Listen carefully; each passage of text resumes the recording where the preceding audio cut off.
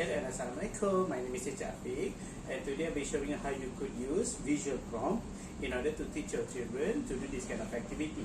So this activity is called bend body to the side. So when holding this, you're going to go moving your body to one side and then go back to neutral position and go back to the other side. So the first thing and foremost that you need to know is what is visual prompt. Visual prompt is when you're giving them visual aid in order to assist them do the activity that you wanted or needed.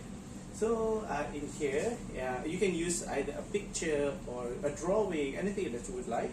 So for example, in this instance, I'm using my tablet and I have a picture of a person bending their body sideways. So what I'm going to be doing is when the children are ready, they are prepared to do the activity, I'll show them the picture. So ready? 3, 2, 1.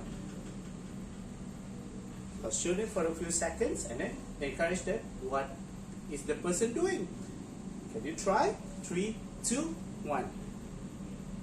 So when they see the picture, they have to bend their body according to the picture, following the picture. So that is how we're going to be using visual aid or visual prompt in order to teach your children to do this kind of activities.